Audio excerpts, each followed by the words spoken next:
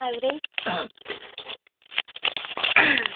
Liniște în codru verde și în satul meu, dar tata-i dus de multă vreme și l-aștept mereu.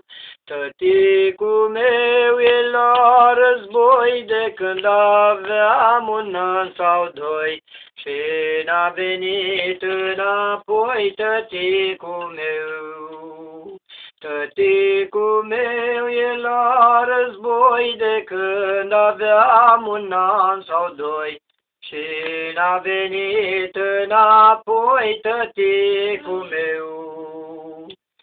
Și s-a dus mama să-l cate măiculița mea. Peste dealuri, peste sate, măiculița mea. Și-o ajuns în munță Tatra și-a văzut cascalul tata, și-a văzut cascalul tata, măiculița mea. De atunci când a luat casca în mână, a văzut stema română, a văzut stema română, măiculița mea.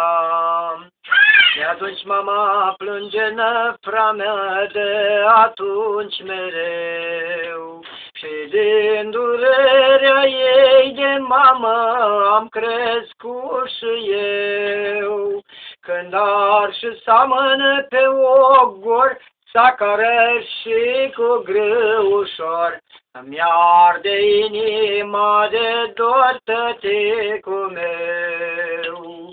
Când arș seamănă pe ogor, sacară și cu grâu ușor, îmi arde inima de dor tăticul meu.